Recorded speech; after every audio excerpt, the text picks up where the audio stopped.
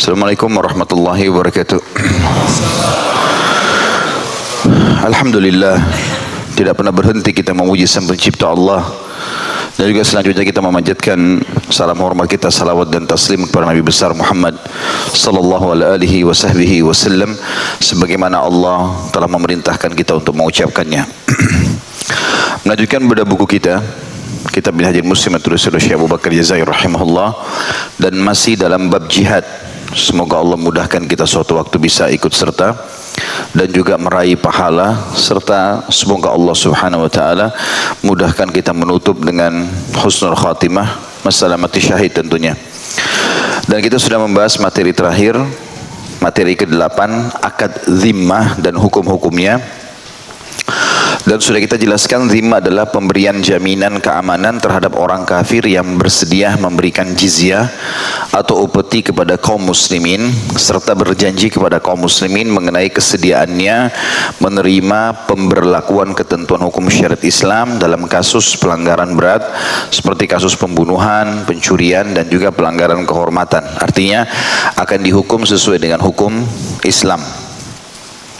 Dan sudah kita jelaskan juga siapa yang berhak memberikan akad zimmah itu adalah pemimpin wilayah kaum muslimin atau wakilnya. Juga sudah kita jelaskan pentingnya seorang muslim membedakan antara dirinya dengan ahli zimmah, walaupun mereka memiliki hak-hak yang bisa kita kasih, ya, yang kita bisa kasih. Dan sudah kita jelaskan semua itu, juga termasuk hal-hal yang membatalkan hak-hak ahli zimmah setelah menjelaskan apa saja hak-hak ahli zimmah itu. Ya, intinya mereka tidak boleh diganggu, mereka diberikan keleluasaan dalam melakukan aktivitas mereka, tetapi tidak boleh mengganggu kaum muslimin.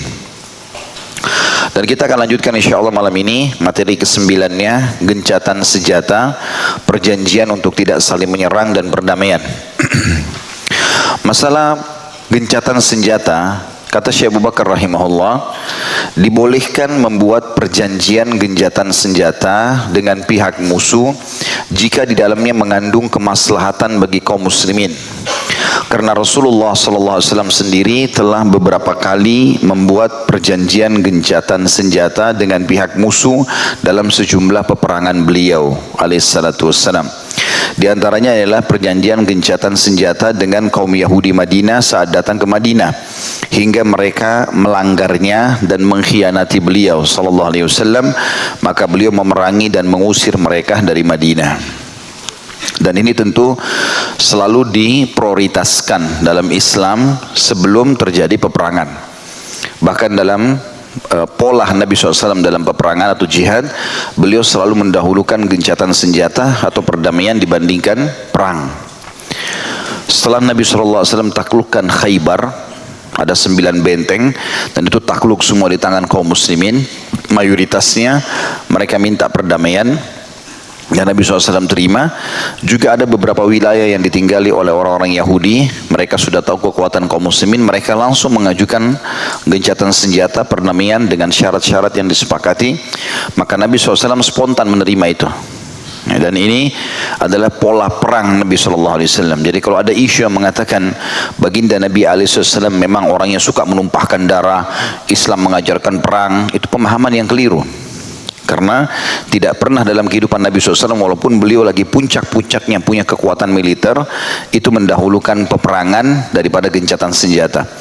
Makanya di kesepakatan Hudaybiyah sebenarnya muslimin sudah punya kekuatan, dan mereka dengan 1.400 orang bisa masuk ke Mekah pada saat itu. Tapi pada saat Quraisy mengajukan perdamaian, kesepakatan Hudaybiyah mau dicatat, maka Nabi SAW setuju. Dan hampir seluruh sahabat tidak setuju pada saat itu, terutama Umar bin Khattab yang beliau sangat marah. Walaupun marahnya bukan kepada Nabi SAW, maksudnya marah kepada orang Quraisy yang melarang kaum muslimin untuk masuk umroh pada saat itu. Dan ditulis kesepakatan itu, kebanyakan kesan akadnya itu adalah menyujudkan kaum muslimin, karena siapapun yang masuk Islam dari penduduk Madinah dan dari penduduk Mekah wajib dikembalikan ke Mekah, dan siapapun dari penduduk Madinah yang murtad meninggalkan Islam ke Mekah nggak boleh dikembalikan ke Madinah. Kaum muslimin tidak boleh masuk umrah pada saat itu, harus ditunda tahun depan. Dan ada gencatan senjata selama 10 tahun. Tidak ada peperangan di antara mereka. Tapi Nabi SAW melihat maslahat dan mudaratnya. Ternyata memang permasalahan paling besar umat Islam dari Quraisy. Maka Nabi SAW menerima kesepakatan damai itu untuk mengatur strategi perang beliau alaihissalatu wassalam. Maka pada saat itu beliau sangat leluasa memerangi semua suku-suku Arab yang jumlahnya kecil, tidak sebanyak Quraisy yang tadinya berkumpul bersama Quraisy di pasukan Ahzab. Jadi Nabi SAW memerangi mereka satu persatu, akhirnya sampai puncaknya memerangi orang-orang Yahudi di Khaybar, lalu terakhir menyerang Quraisy di Mekah setelah terjadi pengkhianatan. Dan ini manfaatnya sangat besar. Pertama, menolak isu bahwasanya Nabi SAW dan muslimin memang diperintahkan untuk menumpahkan darah, seperti sebagian orang sekarang banyak menyebarkan isu itu. Padahal kita kaum muslimin, Islam itu sendiri adalah termasuk perdamaian, nah, dari maknanya. Dan kita tahu kalimat salam yang selalu kita ucapkan, Assalamualaikum, sama kita, semoga selalu keselamatan untukmu. Ya, bahkan orang-orang kafir pun kalau mengucapkan itu, kita membalas dengan mengatakan waalaikum, walaupun tidak lengkap, gitu kan. Jadi kalau selama mereka melemparkan Assalamualaikum, semoga keselamatan buat kalian, mereka seperti mendoakan kita, kita menjawab waalaikum, dan untuk kalian, walaupun tidak dibaca warahmatullahi wabarakatuhnya, gitu kan. Dan ini semua menandakan memang Islam mendahulukan perdamaian, ya. Kemudian juga umat Islam bisa lebih mengatur, ya, apa yang mereka butuhkan di wilayah-wilayah mereka sampai mereka sudah mapan dan sudah siap menghadapi musuh-musuh pada saat mereka diserang. Nah, itu manfaatnya sangat besar. Jadi di sini harus gencatan senjata dilihat maslahat umum untuk kaum muslimin. Dan itu harus tertanam dalam jiwa setiap muslim. Mereka tidak boleh memikirkan diri mereka sendiri. Poin B-nya, perjanjian untuk tidak saling menyerang dengan musuh tentunya. Dibolehkan juga membuat perjanjian untuk tidak saling menyerang dan hidup berdampingan dengan baik di antara kaum muslimin dengan pihak musuh, selama di dalamnya mengandung kemaslahatan bagi kaum muslimin. Rasulullah SAW telah beberapa kali membuat perjanjian seraya beliau bersabda, nafi lahum biahdihim wa nasta'inullaha alaihim. Kita harus menepati perjanjian yang telah dibuat dengan mereka dan kita memohon perlindungan kepada Allah dalam menghadapi mereka. Hadis ini riwayat Muslim nomor 1787. Jadi kapan orang non muslim adakan perdamaian, kita terima. Langsung kita terima saja. Tapi tinggal butir-butir yang disepakati di sini, ya.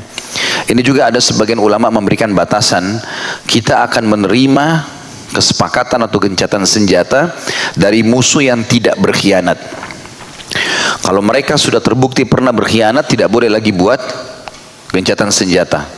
Dan siapa yang menjadi otak daripada perlakuan pengkhianatan itu harus dihukum. Ini subhanallah ada beberapa khalifah di zaman Utsmaniyah dulu, beliau sempat luput dalam poin ini, dibahas oleh para ahli sejarah. Bahkan sempat terjadi di zaman Sultan Muhammad Al-Fatih rahimahullah, salah satu khalifah yang masyhur yang menembus Konstantinopel, gitu kan. Ternyata ada beberapa pemberontak di zaman akhir-akhir kerajaan beliau itu yang membuat permasalahan, ribut, kekacauan, membantai umat Islam. Lalu pada saat mereka sudah terdesak, mereka ajukan perdamaian. Lalu diterima oleh Sultan Muhammad, karena dianggap ini adalah harusnya bisa diterima perdamaian. Dia berkhianat. Lalu diajukan lagi perdamaian yang kedua pada saat terdesak di waktu yang berbeda, diterima lagi sampai 3 kali. Tapi korbannya dari kaum muslimin sudah sangat banyak. Jadi gencatan senjata sebenarnya diterima dari orang-orang yang tidak berkhianat. Ya, makanya Nabi SAW mencontohkan itu. Pada saat Bani Nadhir dan Bani Quraidah sudah punya gencatan senjata di Madinah, tapi ternyata mereka berkhianat. Bani Qainuqa membunuh seorang muslim di pasar mereka, sementara Bani Nadhir berusaha membunuh Nabi SAW waktu Nabi sedang main atau datang ke tempat pemukiman mereka. Dan Nabi SAW minta si pelaku saja, tapi mereka tidak mau beri. Mereka mendukung pelaku kriminal itu, maka oleh Nabi SAW diperangi. Jadi nggak ada lagi toleransi karena pengkhianatan terjadi. Kalau tidak ada pengkhianatan, maka kita boleh berdamai, ya. Jangankan dengan orang-orang non muslim, Orang muslim saja kalau kita sudah terbukti dia berkhianat, maka tidak ada lagi kepercayaan bisa diberikan kepada dia, walaupun tetap kita menjaga ukhuwah kita. Ya, seperti itulah kurang lebih. Dan Nabi SAW dalam hadits ini menunjukkan kepada kita bagaimana beliau menyuruh kita menepati janji yang kita sudah sepakati dengan orang muslim. Kalau kita sudah tulis butir, kita harus sepakat sampai mereka berkhianat. Ya. Jadi pada saat terjadi pengkhianatan orang-orang Quraisy, ya, suku Bakr, ya, yang merupakan menjadi salah satu sekutu, ya, itu ternyata berkhianat kepada suku Khuza'ah. Khuza'ah kebetulan jadi sekutunya kaum muslimin, dan suku Bakr menjadi sekutunya Quraisy. Mereka berusaha membunuh sekutu Nabi SAW. Maka dengan terbunuhnya sekutu, memerangi atau membunuh salah satu sekutu kaum muslimin, berarti memerangi kaum muslimin. Dan ini sudah cukup untuk membatalkan akad. Abu Sufyan waktu itu dan Quraisy ketakutan, jangan sampai Nabi SAW yang sudah menjalani perdamaian tiba-tiba menyerang dari Madinah, karena mereka pada zaman dulu tidak punya medsos. Jangan tiba-tiba pasukan sudah datang. Maka mereka mengutus Abu Sufyan untuk datang ke Madinah, lalu negosiasi dengan Nabi SAW. Tetapi ternyata berita tentang mereka mengkhianati suku Khuza'ah ini sudah sampai ke telinga Nabi SAW. Dan kepala sukunya sudah datang menemui Nabi SAW dan menyampaikan semua kisah, gitu kan. Tapi Nabi SAW dengan sangat tenang. Dan ini salah satu tipe pemimpin muslim yang baik. Kalaupun ada sesuatu, mereka tidak panik, mereka sangat tenang. Dan Abu Sufyan datang, dia bingung untuk masuk di Madinah, siapa yang harus dahulu diajak diskusi nih. Maka dia mengingat dia punya anak namanya Ummu Habibah radhiyallahu anha. Ini adiknya Muawiyah radhiyallahu anhum ajma'in. Ini sudah masuk Islam dan menjadi istri Nabi SAW. Waktu itu Abu Sufyan ayahnya belum masuk Islam. Maka dia datang ke rumah Ummu Habibah. Dia lihat rumahnya sederhana sekali. Lalu dia ingin duduk di sebuah karpet, ada seperti kulit domba tapi tua. Begitu dia mau duduk, Ummu Habibah langsung tarik. Ya, seakan-akan ayahnya tidak boleh duduk di situ, Abu Sufyan. Abu Sufyan langsung berkata, begitu buruk kamu amalahmu sama ayahmu, hai Ummu Habibah, gitu. Artinya senilai apa kulit kambing itu sampai engkau tidak mau ayahmu duduk di situ? Kata dia, wahai ayahku, sesungguhnya ini adalah kulit kambing yang sering diduduki oleh Nabi SAW, dan beliau seorang Nabi. Anda kafir, maka tidak layak Anda duduk di sini, gitu kan? Mendengar kalimat tersebut, Abu Sufyan faham tidak akan mungkin ada solusi dari anaknya. Dia ingin datang negosiasi dengan Nabi SAW, memperbaharui akad. Seakan-akan Nabi belum tahu pengkhianatan mereka, gitu kan? Tapi Nabi sudah tahu SAW. Maka dia bingung, kemana nih harus pergi, gitu kan? Datang ke Abu Bakar. Abu Bakar mengatakan, kami bersama Nabi SAW. Nabi mau perbaharui, silahkan. Kami tidak mau, ya sudah, gitu kan? Lalu datang kepada Umar. Dia cari negosiasi, siapa kira-kira yang bisa ngajak dia perbaharui akad. Umar marah. Umar mengatakan, wahai Abu Sufyan, kalau saya tidak punya teman untuk memerangi kalian kecuali semut, saya akan temani itu semut. Nah, ya. Maka dia bingung. Abu Bakar nolak, Ummu Habibah nolak tadi, Abu Bakar nolak, Umar nolak. Siapa lagi nih? Ya, datang ke Utsman, Utsman juga menyatakan yang sama seperti Abu Bakar mengatakan itu. Lalu terakhir datang kepada Ali. Maka Ali bin Abi Thalib bilang, saran saya Abu Sufyan, kau masuk saja ke masjid, temui Nabi SAW, dan coba kau perbaharui akad sendiri. Kata Abu Sufyan, kira-kira bermanfaat gak itu? Kata Ali, mungkin, coba saja, gitu kan? Karena tidak ada yang bisa ambil keputusan kecuali Nabi SAW. Masuklah Abu Sufyan ke masjid, lalu dia mengatakan, wahai Muhammad, aku datang jauh-jauh karena ingin memperbaharui akad. Daripada 10 tahun kita buat aja 20 tahun, gitu. Dia pikir Nabi belum tahu ini mereka berkhianat di Mekah, membunuh beberapa kaum muslimin dekat Ka'bah pada saat itu. Maka akhirnya Nabi SAW mengatakan, untuk apa diperbaharui? Kami tidak berkhianat kecuali kalian berkhianat. Tapi Nabi sudah tahu. Tidak, kami tidak berkhianat, kami cuma mau memperbaharui saja supaya perdamaian lebih banyak. Kata Nabi SAW, kami sesuai dengan kesepakatan. Maka Abu Sufyan berdiri lalu berkata, diikuti sarannya Ali. Dia mengatakan, wahai muslimin, ketahuilah, aku perbaharui akad kita 10 tahun lagi ke depan. Nabi SAW senyum sambil mengatakan, itu perkataanmu, wahai Abu Sufyan, sementara kami tidak mengatakan itu. Maka Abu Sufyan pun pulang ke Mekah lalu melapor kepada orang-orang Quraisy apa yang terjadi. Mereka langsung tertawa sambil mengatakan, sungguh Abu Sufyan kau telah dipermainkan oleh Ali. Maksudnya kau gak usah ikutin itu, percuma gitu. Tapi itu contoh bagaimana kesepakatan itu pada saat dikhianati, kita minta tolong kepada Allah SWT untuk melawan mereka. Tapi selama mereka dalam akad, kita pegang itu. Dan cara Nabi SAW menghukum para pengkhianat seperti ini, beliau punya strategi perang. Beliau SAW tidak pernah memberitahukan kepada seluruh pasukan mau ke arah mana pasukan itu, kecuali panglima-panglima perangnya saja. Jadi pada saat akan menyerang Mekah, kalau kita anggap Mekah misalnya kali seluruh tangan saya ini, di sisinya Mekah ada satu suku besar namanya Hawazim, tinggal di sekitar kota Taif, 80 km dari Mekah. Itu memang niat ingin menyerang Madinah. Pasukan mereka besar, gitu kan. Nabi SAW mengarahkan pasukan ke sana sehingga hampir mayoritas sahabat tahunya akan menyerang Hawazim. Mereka tidak tahu Mekah, supaya tidak bocor nih serangan, gitu kan. Begitu dekat dengan suku Hawazim, tiba-tiba Nabi SAW belokkan ke arah Mekah. Barulah pasukan tahu kalau akan menyerang Mekah, gitu. Ini semua demi untuk menjaga strategi perang yang diatur oleh Nabi SAW. Dan memang benar, 10.000 pasukan itu tiba-tiba di malam hari sudah ada di sekitar Mekah, dan mereka tidak tahu masalah itu. Abu Sufyan pada saat balik dari Madinah sudah gelisah. Dia keluar malam-malam lalu dia lihat banyak sekali obor-obor api, lalu dia kaget, siapa mereka ini? Dia tidak tahu kalau itu adalah Nabi SAW dan para kaum muslimin. Sampai ketemu dengan Abbas, paman Nabi SAW yang baru saja masuk Islam pada saat itu, baru dia sadar ternyata itu muslimin. Dan Abbas menasihati, hai Abu Sufyan, kalau kau nggak serahkan Mekah nih, ini 10.000 orang besok masuk hancurin Mekah. Maka Abu Sufyan pun akhirnya pada saat itu masuk, ingin menebu dengan Nabi SAW.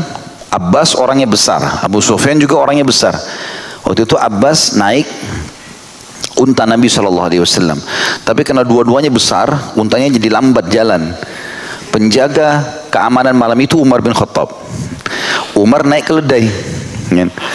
Jadi untanya Nabi lambat, keledainya lambat. Tapi Umar jeli. Begitu dia lihat Abbas masuk, dia tahu Abbas baru syahadat tadi dan pakai untahnya Nabi. Tapi di belakangnya Abbas ada orang. Diintip oleh Umar, ternyata Abu Sufyan. Lalu Umar mengatakan, Abu Sufyan pemimpinnya orang kafir, gitu kan. Kau serahkan kepalamu sendiri.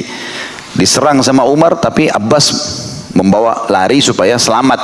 Sampai di kemah Nabi SAW, Abbas sama Abu Sufyan masuk, maka Umar pun turun dari keledainya, lalu masuk mengatakan, ya Rasulullah, pemimpin orang kafir nyerahin kepalanya, izinkan saya tebas saja. Kata Nabi SAW, jangan. Ya. Abbas sebab mengatakan, ya Rasulullah, dia dibawa perlindunganku, aku sudah masuk Islam. Abu Sufyan datang mau masuk Islam. Akhirnya syahadat Abu Sufyan pada saat itu. Ya. Setelah syahadat, Nabi SAW bilang sama Abbas, tahan dia, jangan biarkan dia pulang ke Mekah malam ini, biarkan saja. Karena Nabi sudah tahu ada keraguan dalam keislamannya, karena terpaksa dia lihat pasukan banyak gitu. Habis sholat subuh, Nabi SAW suruh pasukan 10.000 itu terbagi menjadi 1.000. Jadi ada bukit, 1.000 itu disuruh mutar lewat di depannya Abu Sufyan. Disuruh Nabi SAW panggil Abu Sufyan, lihat ini pasukan muslimin, lewat 1.000 orang, menunjukkan keterampilan perangnya, mutar jalan, 1.000 lagi datang, terus begitu. Jadi 10.000 ini jalan semuanya. Terakhir, ya itu dari suku Bakar, dari suku-suku Arab yang bergabung. Terakhir datang kaum muhajirin, orang Mekah. Setelah mereka kurang lebih 8 tahun ikut peperangan Nabi SAW, sudah punya keterampilan dalam perang. Mereka tunjukkan keterampilan perang. Abu Sufyan kaget, siapa mereka ini? Karena cuma matanya yang kelihatan. Kata Nabi SAW, apa kau lupa? Itu orang-orang sukumu sendiri, muhajirin dari Mekah yang dulu kalian tindas. Maka kata Abu Sufyan pada saat itu, sungguh tidak ada lagi kesempatan Mekah untuk selamat. Ya. Maka dia pun balik ke Mekah, lalu teriak-teriak kepada orang Quraisy mengatakan, tidak ada kesempatan lagi kita untuk melawan. Pasukan muslimin sudah depan pintu, gitu kan. Kebetulan istrinya Hindun nggak percaya. Hindun juga didengar di Mekah, karena ayahnya Hindun juga kepala suku, meninggal di perang Badr. Dan Hindun ini masih jengkel kepada kaum muslimin. Maka Abu Sufyan mengatakan, serahkan diri kalian. Karena waktu terdesak Abu Sufyan dan dia sudah syahadat, dia mengatakan, wahai Rasulullah, Mekah akan hancur nih kalau pasukan anda masuk. Bagaimana solusinya? Kata Nabi SAW, siapa yang masuk ke rumahmu, hai Abu Sufyan, dia aman. Kalau di luar rumahmu, bebas kaum muslimin, terserah. mau dihukum mati atau ditangkap. Ya Rasulullah, rumah saya kecil, siapa yang masuk ke Masjidil Haram dia aman. Maka pada saat itu Abu Sufyan mengatakan Masjidil Haram juga belum cukup untuk penduduk Mekah. Baik, siapa yang menutup pintu rumahnya dia aman. Kata Abu Sufyan, oh kalau ini luas. Maka pulanglah Abu Sufyan lalu teriak-teriak kepada Quraisy. Hindun ini karena tidak terima, dia mengatakan jangan dengar Abu Sufyan. Bahkan dalam riwayat-riwayat dia mengatakan jangan dengar orang gendut ini. Karena dia tidak mau percaya pasukan muslimin sudah depan pintu Mekah gitu ya. Sampai Abu Sufyan mengatakan jangan dengar wanita ini, saya pemimpin kalian. Ini suami istri gitu kan. Hindun mengatakan bunuh saja orang gendut ini gitu. Dia suruh bunuh suaminya karena informasi ini menakutkan bagi masyarakat Mekah. Lalu Abu Sufyan mengatakan kalau kalian masih anggap saya pemimpin kalian, sekarang dengarkan. Muhammad sudah mengatakan siapa yang masuk ke rumahku dia aman. Kata mereka, rumahmu kecil hai Abu Sufyan. Dia juga mengatakan sampai masuk Masjid Haram dia aman. Masjid Haram belum cukup. Muhammad memberikan solusi terakhir, sampai menutup pintu rumahnya dia aman. Dia jangan ada di jalan pada saat pasukan muslimin masuk. Kalau di jalan maka itu bebas, muslimin bisa bunuh, bisa tawan itu. Maka mereka pun akhirnya bubar pada saat itu dan mereka menyelamatkan diri. Dan Nabi SAW masuk dalam kondisi aman ya. Dan pada saat itu karena muslimin masuk dengan kekuatan militer, maka satu Mekah menjadi tawanan perang. Ini kalau kapal muslimin sudah tawarkan Islam, kemudian mereka menolak dan terjadi peperangan, maka seluruh wilayah itu jadi kekuasaan. Atau terjadi pengkhianatan seperti ini, maka Nabi SAW tidak tawarkan lagi Islam kepada mereka, langsung menyerang dan seluruh wilayah menjadi takluk di tangan muslimin. Tapi kebaikan Nabi SAW luar biasa. Belum membebaskan seluruh masyarakat Mekah, maka tidak ada tawanan pada saat itu. Setelah kumpulin mereka di Gunung Safa, lalu ditanya, hai Quraisy, kira-kira apa yang akan saya lakukan pada kalian? Mereka bilang, hai Muhammad, engkau adalah anak paman kami, engkau adalah orang baik. Dipuji-pujilah Nabi SAW. Jadi walaupun dulu maknanya kami pernah siksa anda di Mekah, sekarang jangan balas itu. Maka Nabi SAW mengatakan, ketahuilah aku telah bebaskan kalian semua. Enggak ada tawanan perang, gitu kan? Enggak ada tawanan perang. Jadi kita tetap berpegang pada kesepakatan kita selama mereka belum berkhianat. Tapi kalau mereka berkhianat, maka ini tidak ada toleransi ya. Pengkhianatan ini harus dihukum. Allah SWT sebutkan juga dalam surah At-Taubah ayat 7, A'udzubillahi minasyaitonirrajim, illa alladziina ahadtum 'indal masjidil haram wa mastaqamu lakum fastaqimu lahum innallaha yuhibbul muttaqin. Kecuali dengan orang-orang yang kalian telah mengadakan perjanjian dengan mereka di dekat Masjidil Haram, maka selama mereka berlaku lurus terhadap kalian, maka hendaklah kalian pun berlaku lurus terhadap mereka. Sungguhnya Allah menyukai orang-orang yang bertakwa. Rasulullah SAW mengharamkan membunuh musuh yang membuat perjanjian untuk tidak saling menyerang. Bahkan beliau bersabda, man qatala mu'ahadan lam yarih raihatal jannah. Lanjutan hadisnya itu, wa inna riha la tujatu min masirata arba'ina kharifa. Barang siapa yang membunuh orang kafir yang terikat perjanjian untuk tidak saling menyerang satu sama lain, maksudnya dengan muslimin, niscaya ia tidak akan mencium bau surga. Lanjutan hadisnya, dan ketahuilah bau surga tercium dari jarak 40 tahun. Hadis ini diriwayatkan Bukhari nomor 3166. Kemudian Rasulullah SAW juga bersabda, inni la akhbisu bil ahdi wala ahbisu al burd. Sesungguhnya aku tidak akan melanggar perjanjian dan tidak akan menahan utusan musuh. Hadis ini riwayat Abu Daud nomor 2758 dan An-Nasai jilid 5 halaman 205, dalam Sunan Al-Kubra dan juga Ibnu Hibban jilid 11 halaman 233, dan beliau mensahihkannya. Ini juga termasuk strategi ya, perang dalam Islam. Kita tidak akan pernah menahan duta-duta mereka. Ya, kalau duta muslimin pernah ada yang dibunuh oleh raja-raja kafir, gitu kan? Mereka tidak bisa terima maka mereka membunuhnya. Tapi ya, Nabi SAW mengajarkan kita tidak boleh kita membunuh para utusan. Apapun informasi yang mereka bawa, mau menggentarkan muslimin kah, membawa tentang jumlah pasukan mereka, kekuatan mereka, kita nggak peduli dengan itu. Kita biarkan mereka kembali, kita beristi'anah atau minta tolong kepada Allah SWT untuk melawan mereka. Jadi ini isi gencatan senjata itu ya, perjanjian untuk tidak saling menyerang, tergantung kesepakatannya, 5 tahun, 10 tahun ya. Sebagaimana Nabi SAW melakukan dengan Quraisy di Hudaybiyah 10 tahun. Poin C-nya, perdamaian. Dibolehkan juga bagi muslimin membuat perjanjian damai dengan pihak musuh yang mereka kehendaki jika mereka terpaksa harus melakukannya. Dan hal itu dapat mendatangkan sejumlah manfaat bagi mereka, maksudnya bagi muslimin, yang tidak mungkin dicapai kecuali dengannya, dengan perdamaian. Rasulullah SAW mengadakan perjanjian damai dengan kaum kafir Mekah yang kemudian dikenal dengan perjanjian Hudaybiyah. Hudaybiyah nama wilayah sekitar 80 km dari Mekah. Perjanjian damai dengan kaum kafir Najran dengan ketentuan bahwa mereka diharuskan menyerahkan sejumlah harta. Jadi Najran ini sebuah wilayah ya, orang-orang Nasrani. Nabi SAW mengirim surat kepada raja mereka. Kebetulan mereka satu wilayah semuanya Nasrani untuk masuk Islam. Tapi karena mereka menolak, lalu rajanya mengutus pendeta-pendeta Nasrani datang ke Madinah untuk mempelajari lebih jauh Islam. Setelah beberapa hari Nabi SAW dakwahi mereka, Nabi sendiri yang turun tangan dakwahi mereka tidak mau dengar. Akhirnya Nabi SAW ajak mereka mubahalah. Tahu mubahalah ya? Ditantang, adu argumen, tapi sudah sangat tinggi levelnya. Jadi mubahalah itu menantang orang-orang yang kafir yang sudah sampai padanya argumentasi tapi tetap menolak, ya. Maka ditantang untuk siapa yang salah dilaknat oleh Allah. Maka Nabi SAW mendatangkan Hasan, Husain dan Fatimah radhiyallahu ajma'in, anak dan cucu beliau.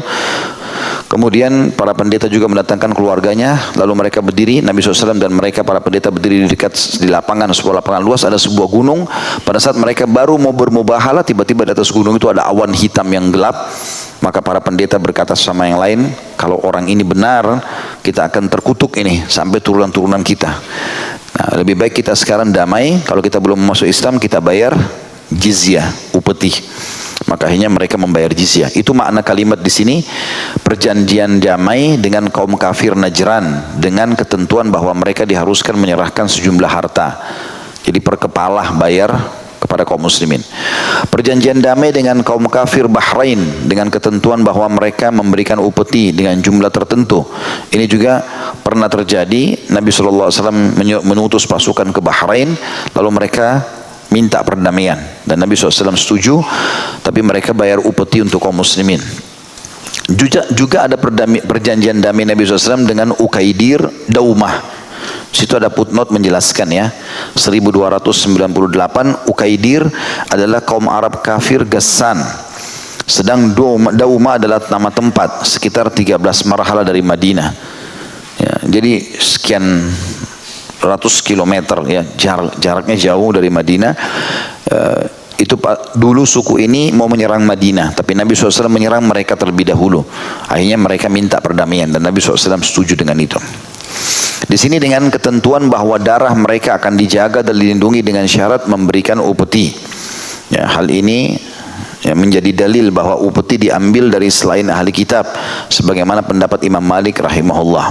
Karena penduduk Ukaidir Daumah ini bukan Yahudi, bukan Nasrani, bukan ahli kitab, tapi dari orang-orang penyembah berhala, dan ini bisa diambil jizyah dari mereka atau upeti kalau mereka menolak untuk berperang dengan muslimin, ya, seperti itulah. Ini tentu berperang ini pun kalau umat Islam sudah menawarkan Islam kepada mereka, ya, atau mereka telah berkhianat, akhirnya mereka minta damai, ya, ini baru dibayarkan atau ditetapkan upeti itu sendiri.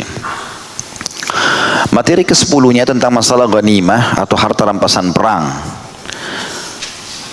Kemudian fai dalam kurung harta yang ditinggal musuh, kharaj atau pajak bumi, jizyah, upeti, dan nafal tambahan dari harta rampasan perang itu sendiri.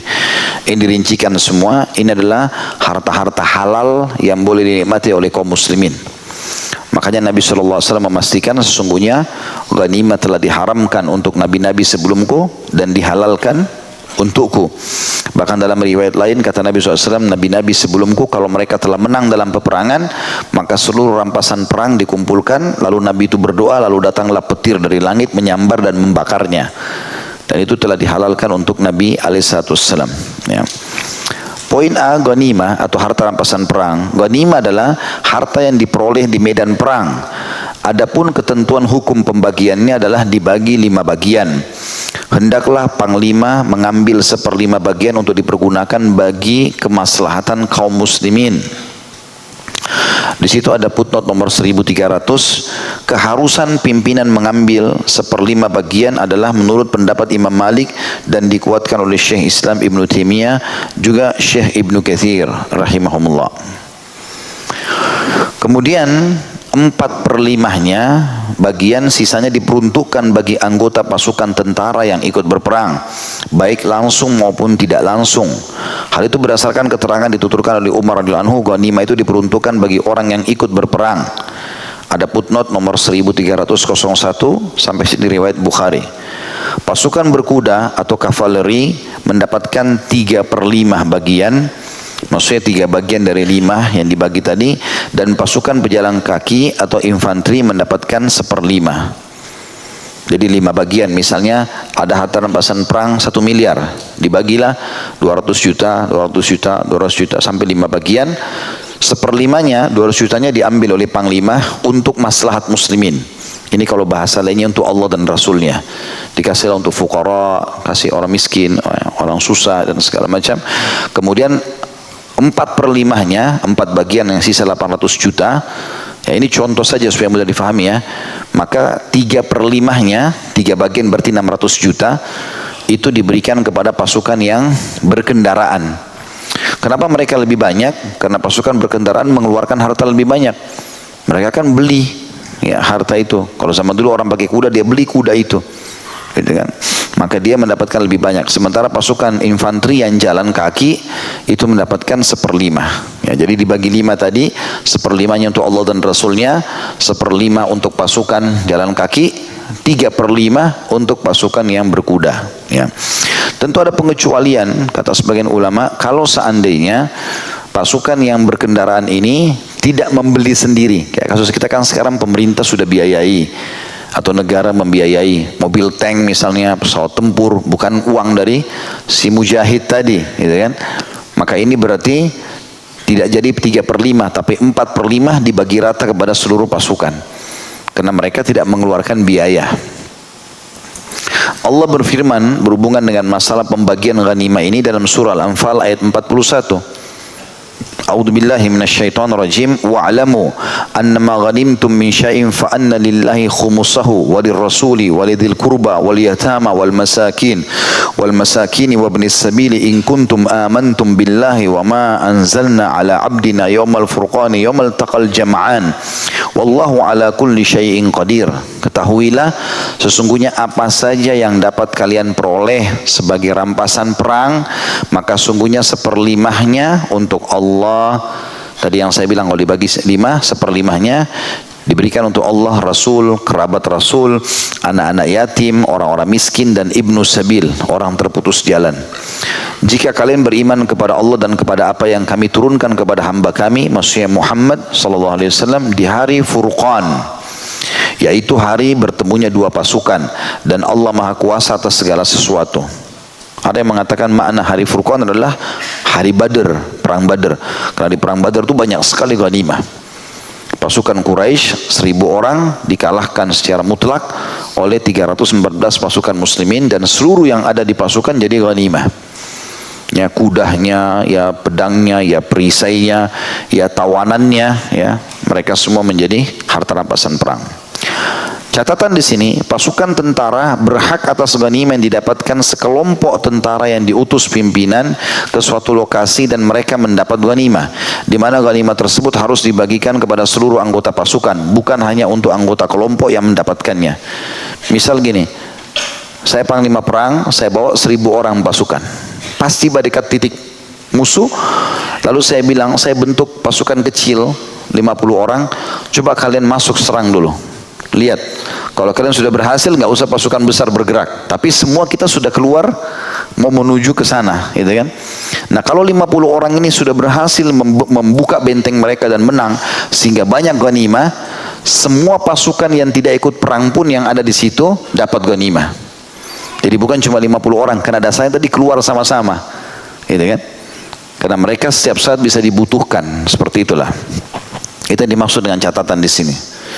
Ini ghanimah. Yang kedua, fai, atau harta yang ditinggalkan musuh. Fai adalah harta yang ditinggalkan oleh kaum kafir dan musuh, di mana mereka meninggalkannya sebelum diserang atau sebelum berperang. Kan kalau ghanimah tadi setelah perang sama kita, apa yang mereka tinggalkan jadi harta rampasan. Ya pedangnya, ya kalau sekarang senjatanya ya, mungkin alat tembak ya apalah bentuknya dan apa namanya, maka semua itu dianggap ghanimah setelah kita berperang sama mereka. Kalau kita datang ke satu lokasi ingin menyerang, ternyata mereka sudah tinggalkan perkampungan mereka dan ditinggalkanlah rumahnya, ditinggalkanlah misalnya hewan-hewan ternaknya, segala macam persenjataan mereka, karena mereka tidak mau bertemu dengan muslimin, maka itu jadi fai namanya. Fai bedanya sama ghanimah, kalau ghanimah dengan perang dulu, kalau fai tanpa perang ya. Makanya dikatakan fai adalah harta yang ditinggal oleh kaum kafir dan musuh, di mana mereka meninggalkannya sebelum diserang atau sebelum berperang. Ketentuan hukum pembagiannya adalah bahwa pimpinan harus menggunakannya untuk kemaslahatan kaum muslimin, baik yang bersifat khusus maupun yang bersifat umum, sebagaimana 1/5 bagian dari ghanimah. Allah Subhanahu wa taala berfirman dalam surah Al-Hasyr ayat 7, A'udzu billahi minasyaitonir rajim, ma afa Allahu ala rasulih min ahli al-qura falillahi walir rasuli walidil qurba wal yatama wal masakin wa ibnis sabil kay la yakuna dulatan bainal agniya'i minkum. Apa saja harta rampasan atau fai yang diberikan Allah kepada Rasulnya yang berasal dari penduduk kota-kota, maka adalah untuk Allah, Rasul, kerabat Rasul, anak-anak yatim, orang-orang miskin dan ibnu sabil, supaya harta itu jangan hanya beredar di antara orang-orang yang kaya saja di antara kalian. Nah, ini yang dimaksud dengan fai. Jadi kalau bedanya, kalau ghanimah langsung dibagi menjadi 5 bagian. Dan tadi sudah kita jelaskan itu. Kalau fai nggak dibagi 5 bagian, tergantung panglimanya. Apakah dia mau bagi untuk orang-orang miskin atau dia mau bagi untuk para mujahidin. Ya, agak beda sedikit metode pembagiannya. Poin C, masalah kharaj atau pajak bumi. Pajak bumi adalah pungutan yang dikenakan pada tanah-tanah yang dikuasai oleh kaum muslimin melalui peperangan. Dalam kasus tersebut, pimpinan boleh memilih atau membagikannya kepada pasukan tentara yang ikut terlibat dalam perang atau mewakafkannya kepada kaum muslimin. Jika ia mewakafkannya, maka ia harus menetapkan pajak tahunan atas tanah tersebut yang bersifat kontinu kepada para penggarapnya, baik orang Islam maupun ahlu zimmah atau orang kafir ya, yang mengelola tanah itu, untuk selanjutnya dipergunakan bagi kepentingan kaum muslimin, seperti yang dilakukan oleh Umar radhiyallahu anhu terhadap tanah rampasan yang berada di negeri Syam, Irak dan Mesir, sebagaimana dijelaskan dalam hadis sahih. Ya, jadi ini khusus kharaj. Ada contoh juga yang terjadi di Khaybar. Ini supaya lebih jelas, waktu Nabi SAW menembus Khaybar, Khaybar ini luas sekali wilayahnya. Ada 9 benteng Yahudi, satu benteng Yahudi itu punya kekuatan militer saja prajuritnya 1000 orang. Jadi ada ini 1000 kali 9, gitu kan?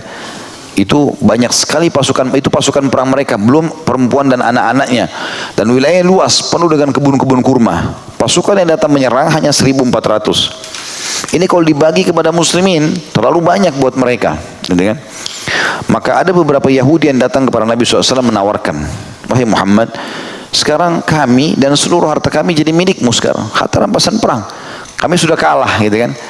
Tapi tanah ini luas, kalian tidak bisa mengelolanya sendiri. Kami ahlinya. Bagaimana kalau kami bekerja buat kalian? Dengan cara hasilnya kami akan berikan kepada kalian dan kami juga gunakan buat kepentingan kami. Jadi dibagi maksudnya antara pengelola, penggarap dengan pemilik. Sekarang pemiliknya muslimin, walaupun tadinya milik orang-orang kafir. Nah itu yang dimaksud di sini. Ya, jadi hasilnya diambil, dibahasakan dengan pajak bumi. Nah, catatan di sini, jika pimpinan mengadakan perdamaian atau perjanjian damai dengan pihak musuh dengan ketentuan bahwa mereka harus membayar pajak atas tanah mereka, lalu para pemilik tanah tersebut memeluk Islam, maka keharusan membayar pajak atas mereka dianggap gugur. Karena bayarnya tadi hasilnya karena mereka non muslim. Kalau mereka sudah masuk Islam, ya sudah, berarti tidak ada urusannya lagi dengan pembayaran itu. Karena keislaman mereka itu sudah menggugurkan pembayaran tadi ya. Berbeda sekali dengan tanah yang dikuasai melalui perang, ghanimah tadi. Meskipun pada akhirnya para pemiliknya memeluk Islam, tapi mereka tetap diharuskan membayar pajak atas tanah tersebut. Bedanya haraj dengan ghanimah. Kalau kita sudah masuk dengan kekuatan militer, dan kita menang, maka biar pemiliknya masuk Islam, tetap aja itu menjadi harta rampasan perang. Itu terjadi pada pasukan Hawazim, ya, di perang Hunain, penduduk kota Taif yang Nabi SAW serang setelah pembebasan kota Mekah, gitu kan.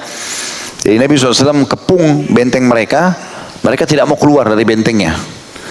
Lalu Allah SWT turunkan kepada mereka, kepada Nabi SAW berita bahwasanya ada kota yang kalian belum Allah izinkan untuk menembusnya, itu kota Taif. Tapi sebelum mengepung benteng Taif, itu sempat Nabi SAW menang di Hunain, ya, di lembah Hunain. Sekarang dekat dengan Ji'ranah, ya. Biasanya ada orang berihram dari sana, karena Nabi SAW waktu selesai membagi-bagi harta rampasan perang Hunain, suku Hawazim, beliau berihram lalu beliau umrah dari situ, gitu kan. Itu ada lembah, tapi saya sendiri belum pernah lihat lembah itu, karena saya coba mutar-mutar di sana. Beberapa orang pun, orang Saudi saya tanya, mereka tidak tahu titik pasnya di mana. Ya, itu ada lembahnya. Intinya situ ada banyak gunung-gunung batu dan ada lembah-lembah. Nah, salah satu lembah pernah dipakai perang Hunain di sekitar situ. Nah, di situ teman-teman sekalian, pada saat terjadi perang Hunain dan Nabi SAW memenangkan peperangan, maka banyak sekali harta rampasan perang, termasuk para wanita dan anak-anak suku Hawazim, begitu juga dengan harta mereka. Kaum laki-lakinya pada melarikan diri ke dalam benteng Taif, diserang, dikepung oleh muslimin, tapi kesana sudah lama, sekitar 40 hari mungkin dikepung, tidak bisa tembus. Allah turunkan ayat, memang Allah belum mengizinkan itu. Maka Nabi SAW belum membagi ghanimah. Ghanimahnya tadi ada perempuan, ada anak-anak, ada pedang dan segala macam, gitu kan, dengan harapan suku Hawazim datang masuk Islam. Kalau mereka masuk Islam, dikembalikan semua ghanimah itu, harta rampasan perang tadi. Tapi karena mereka lama nggak datang, maka Nabi SAW membagi-bagi. Seluruhnya dibagi, kaum wanita mereka, anak mereka, harta mereka semua dibagi. Setelah dibagi, baru selesai pembagian pagi harinya, sore hari mereka datang mau masuk Islam. Maka Nabi SAW mengatakan pada mereka, di mana kalian? Gitu kan? Saya sudah menunggu sekian hari untuk masuk Islam dan akan saya kembalikan. Sekarang sudah di tangan orang-orang semuanya. Kita nggak mungkin tarik lagi, gitu kan? Sudah dibagi nih ghanimah, harta rampasan perang, hukum Allah begitu. Ya, akhirnya mereka minta kepada Nabi SAW bagaimana solusinya. Oke, kata Nabi, ada solusi lain. Kalau wanita kalian dengan anak-anak kalian, saya masih bisa bantu. Saya coba nanti negosiasikan kepada muslimin. Tapi kalau harta, pedang, perisai, ini nggak bisa lagi, nggak mungkin kita tarik, gitu kan. Maka Nabi SAW mengatakan, kumpullah. Setelah mereka kumpul semua pasukan muslimin, lalu Nabi SAW mengatakan, ini saudara-saudara kalian dari benteng Taif. Mereka datang, mereka masuk Islam, gitu kan. Dan kalian tahu sekarang hak-hak mereka, istri-istri mereka, wanita mereka, anak-anak mereka, harta mereka di tangan kalian ghanimah. Mereka punya hajat, sampaikanlah, kata Nabi SAW. Maka mereka bilang, wahai muslimin, kami sekarang sudah bersaudara dengan kalian. Apalagi enaknya hidup tanpa ada wanita, tanpa ada anak-anak kami. Harta kami semua di tangan kalian. Kami mohon itu untuk dikembalikan, gitu kan. Muslimin diam. Maka Nabi SAW memulai sambil mengatakan, semua yang ada di bagianku, kata Nabi, dari wanita dan anak-anak, aku kembalikan. Ya. Nabi mulai SAW, tapi Nabi nggak sebut pedang, perisai, cuma wanita dan anak-anak, gitu kan. Maka mendengar itu, seluruh muhajirin berdiri mengatakan, kami bersama Rasulullah SAW, kembalikan semua wanita dan anak-anak. Ansar dengar, mereka berdiri semua, kami kembalikan bersama Rasulullah SAW, gitu kan. Maka banyak yang terbebaskan ini. Yang tertinggal yang tidak mau mengembalikan cuma 2 orang pada saat itu, ya. Ada satu kepala suku, subhanallah, saya lupa, saya sebutkan di Sirah Nabawi itu. Jadi dia memang nggak mau, karena dia baru masuk Islam, mu'allaf, nggak mau mengembalikan. Dia Rasulullah, saya tidak mau. Maka Nabi SAW negosiasi sama dia. Bagaimana? Kau mau bagaimana supaya bisa kebebasin? Dia tidak mau. Kata Nabi SAW, bagaimana kalau saya tukar, ya, satu wanita mereka dan anak mereka dengan sekian banyak, misalnya 2-3 budak yang lain, ya, dari pasar budak atau dari yang lain, dia setuju, akhirnya dibayar oleh Nabi SAW. Lalu bebaslah semua kaum wanita dan anak-anak mereka, tetapi harta mereka sudah tidak bisa lagi. Seperti itu kurang lebih gambaran tentang masalah ghanimah tadi kalau sudah dikuasai, ya. Dan seperti ini sudah nggak bisa lagi gugur, ya. Beda kasusnya kalau kharaj tadi, yang kebetulan masih di bawah tangan orang-orang kafir, mereka mengelolanya, setelah itu mereka masuk Islam, maka gugurlah pembayaran kharaj mereka. Kemudian dua poin yang lain adalah poin D-nya jizyah atau upeti sendiri. Jizyah adalah pungutan yang diambil dari ahlu dhimmah. Ahlu dhimmah sudah kita bilang orang kafir yang di bawah naungan pemerintah Islam pada akhir tahun yang negerinya ditaklukkan melalui perang, yang jumlahnya sebesar 4 dinar dalam kurung uang emas atau 40 dirham uang perak. Ini ada footnote nomor 1302, jumlahnya dapat dikurangi hingga 1 dinar atau 10 dirham sesuai dengan kaya dan miskinnya ahlu dhimmah. Rasulullah SAW memungut upeti dari ahli dhimmah negeri Yaman sebesar 1 dinar, sedangkan dari ahlu dhimmah negeri Syam sebesar 4 dinar. Maksudnya per orang, ya, per orangnya. Tentu dinar kita bisa lihat sekarang perkembangan dinar. Kalau kita mau tahu dinar, tinggal diketik di Google nilai 1 dinar kelihatan, sekian puluh ribu, sekian ratus ribu misalnya. Nah begitulah yang mereka harus bayar per tahun, per kepala, ya. Dan diambil dari kaum laki-laki dewasa, tidak dari anak-anak serta kaum wanita. Jadi orang dewasa laki-lakinya saja yang wajib bayar karena mereka bekerja, ya. Kewajiban membayar upeti digugurkan dari ahlu dhimmah yang fakir. Yang miskin tidak ada kewajiban bayar, yang kaya saja. Jadi laki-laki saja dan yang kaya, yang miskinnya tidak ada bayar upeti. Yang tidak mampu bekerja karena sakit dan orang tua yang sudah lanjut usia. Orang sakit, punya udzur, orang gila, ya, atau orang tua yang sudah tidak mampu bekerja, ini semua walaupun laki-laki gugur dari mereka pembayaran jizyah. Dan ini menandakan memang sebenarnya tujuannya kaum muslimin bukan mengumpulkan harta. Karena Allah SWT menjelaskan dalam Al-Quran, hatta yu'tul jizya an yadin wa hum saghirun. Tujuannya mereka membayar jizyah dalam kondisi mereka terhina karena menolak agama Allah Subhanahu wa taala. Mesti untuk menjadi pelajaran saja buat mereka. Seperti itulah. Makanya bisa ditagi 1 dinar saja per orang. Itu pun dari laki-laki, syaratnya mampu dan tidak sakit, ya, tidak juga tua, gitu kan. Tidak juga fakir. Adapun ahlu dhimmah yang membuat perdamaian dengan kaum muslimin, maka diwajibkan atas mereka membayar upeti sesuai dengan ketentuan dalam perdamaian. Namun jika mereka masuk Islam, maka kewajiban itu dianggap gugur secara keseluruhan, ya. Jadi kalau ada, saya ulangi paragraf pertama, kalau ada negeri yang ditaklukkan melalui perang, maka pada saat itu mereka takluk nih. Kalau mereka mau membayar, mereka diajak Islam tidak mau, maka mereka bayar jizyah, upeti. Itu 4 dinar emas atau, ya, 40 dirham perak. Bisa turun dari 1 dinar emas atau 10 dirham perak, ya.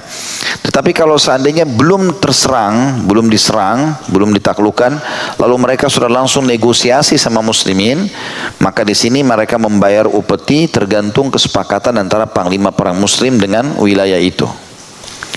Ketentuan hukum mengenai harta yang dihasilkan dari upeti adalah bahwa harta tersebut harus dipergunakan untuk kemaslahatan kaum muslimin. Landasan hukumnya adalah firman Allah Subhanahu wa taala dalam surah At-Taubah ayat 29. A'udzu billahi minasyaitonir rajim. Qatilul ladzina la yu'minuna billahi wala bil yawmil akhir wala yuharrimuna ma harramallahu wa rasuluhu wala yadinuna dinal haqqi minal ladzina utul kitaba hatta yu'tul jizya an yadin wa hum saghirun. Perangilah orang-orang yang tidak beriman kepada Allah dan tidak pula kepada hari kemudian, dan mereka tidak mengharamkan apa yang telah diharamkan oleh Allah dan Rasulnya, dan tidak beragama dengan agama yang benar, yaitu agama Allah Islam, yaitu orang-orang yang diberikan Alkitab kepada mereka sampai mereka membayar jizyah dengan patuh sedang mereka dalam keadaan tunduk. Tapi saksi bahasan kita adalah hatta yu'tul jizyah.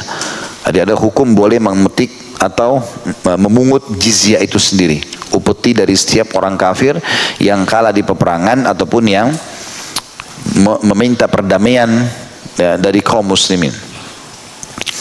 Poin E, dan ini yang terakhir dijelaskan masalah harta-harta yang didapatkan dari peperangan adalah nafl atau tambahan.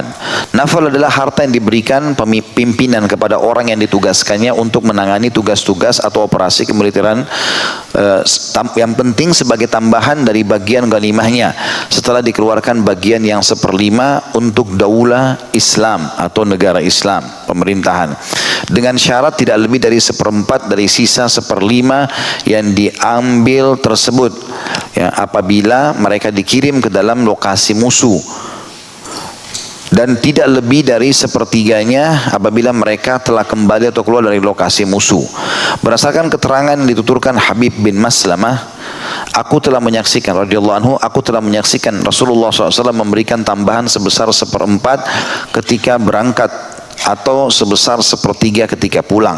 Hadis ini riwayat Ahmad nomor 17.015, Abu Dawud 2750, Al-Hakim jadi 2 halaman 145, dan beliau mensahihkannya.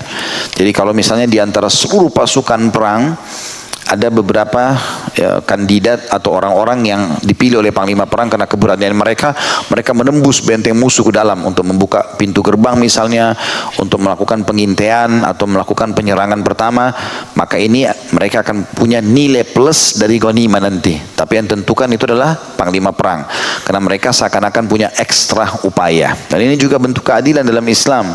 Jadi kan orang yang punya upaya lebih besar akan diberikan bagian daripada harta rampasan perang tersebut.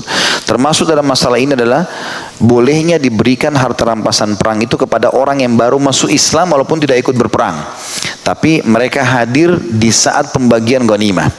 Itu terjadi pada saat Nabi SAW menembus benteng pertama Khaybar, lalu beliau membagi-bagi harta rampasan perang. Ternyata ada orang Badui masuk Islam, lalu Nabi SAW masukkan dia sebagai penerima dari 4/5 tadi, ya, yang dibagikan kepada pasukan muslimin. Materi terakhir kita dalam masalah bab jihad ini adalah materi ke-11, tawanan perang. Para ulama telah berbeda pendapat mengenai ketentuan hukum tawanan perang dari kaum kafirin. Apakah mereka harus dibunuh atau ditebus atau dibebaskan atau dijadikan budak? Timbulnya perbedaan pendapat di antara mereka dikarenakan ayat-ayat Al-Quran yang berkaitan dengan masalah tersebut bersifat global. Di antaranya firman Allah SWT dalam surah Muhammad ayat 4, A'udzu billahi minasyaitonir rajim, fadarbar riqabi hatta idza athkhantumuhum fashuddul wathaka fa imma mannan ba'du wa imma fida. Maka pancunglah batang leher mereka. Ini bahasa Al-Quran, kita harus fahami kalau dalam kancah peperangan bahasanya ini, ya. Umumnya Islam mendahulukan perdamaian, tapi kalau menghadapi peperangan memang bahasanya adalah bahasa perang, gitu kan. Banyak orang salah faham dengan ini. Oh, berarti Islam mengajarkan kekerasan nih, pancung leher mereka, gitu kan. Padahal ini bahasa peperangan. Kan tidak mungkin dalam bahasa peperangan eluslah leher mereka, kan tidak mungkin, ya. Maka pancunglah batang leher mereka, sehingga apabila kalian telah mengalahkan mereka, gitu kan, maka tawanlah mereka, dan sudah itu kalian boleh membebaskan mereka atau menerima tebusan. Nabi SAW selalu menyuruh kita bermuamalah yang baik dengan ahli dhimma, orang kafir yang dibawa naungan pemerintah Islam. Bahkan kita tidak boleh membunuh muahad, orang kafir yang punya perdamaian, gitu kan, umat Islam. Kalau kita bunuh mereka, maka kita tidak akan mencium bau surga. Nggak boleh kita sengaja ganggu. Yang sudah pernah kita titik beratkan, seperti orang yang bom-bom misalnya sini mengatasnamakan jihad, membunuh orang kafir. Mereka itu ahli dhimma, orang yang muahad, gitu kan. Mereka punya perdamaian dengan kita, satu pemerintahan. Bagaimana mau dibunuh? Nggak boleh. Ini mirip dengan orang yang mengganggu tetangganya. Ini kan Nasrani, matikan aja lampunya, ya, ambil aja mobilnya. Nggak boleh dalam Islam. Dari mana itu? Nah, diri tidak boleh. Ini bahaya. Kita harus fahami sehingga tidak boleh terjadi. Kita boleh melakukan tindak, ya, sampai pada tingkat pembunuhan, itu pun dengan cara yang santun di kancah peperangan. Makanya Nabi SAW di salah satu peperangan, tepatnya di Uhud, beliau mengambil pedangnya sambil mengatakan, siapa yang akan memberikan haknya Allah dan Rasul di pedang ini? Nabi SAW selama ini selalu lembut kalau di Madinah. Sampai pernah orang Yahudi datang sengaja mencekik Nabi SAW dengan imamah beliau, menagih utang belum waktunya. Nabi sabar. Berapa kali mereka lewat mengatakan assalamualaikum, kematian buat kalian. Nabi SAW dengar. Nabi menjawab waalaikum, dan untuk kalian. Aisyah marah. Aisyah mengira Nabi SAW tidak dengar. Aisyah mengatakan, semoga kematian buat kalian. Kata Nabi SAW, hai Aisyah, tenanglah. Ya, tidak ada sesuatu yang dihiasi dengan kelembutan kecuali akan menghiasinya. Tidak ada sesuatu yang diangkat darinya kelembutan kecuali akan merusaknya. Ya, kalau Aisyah mengatakan, ya Rasulullah, tidak anda dengar apa yang mereka bilang? Kata Nabi SAW, tidak aku dengar apa yang saya jawab. Doa kita kepada Allah untuk mereka diterima, doa mereka kepada Allah untuk kita tidak diterima. Jadi kalau mereka bilang assalamualaikum, kematian buat kalian, Allah tidak akan terima. Tapi pada saat kami bilang waalaikum dan untuk kalian diterima, berarti kita doakan kematian buat mereka, sudah cukup. Mereka doa, kita balas dengan doa. Kalau mereka pakai pedang, kita baru pakai pedang. Itulah keadilan Islam, kan gitu. Nah, Nabi SAW selalu suruh berlemah lembut mendakwahi mereka, bersabar menghadapi mereka. Tapi di kancah jihad, peperangan sudah beda. Makanya Allah menggunakan bahasa tadi, masalah pancung. Itu kan bahasa peperangan, gitu kan.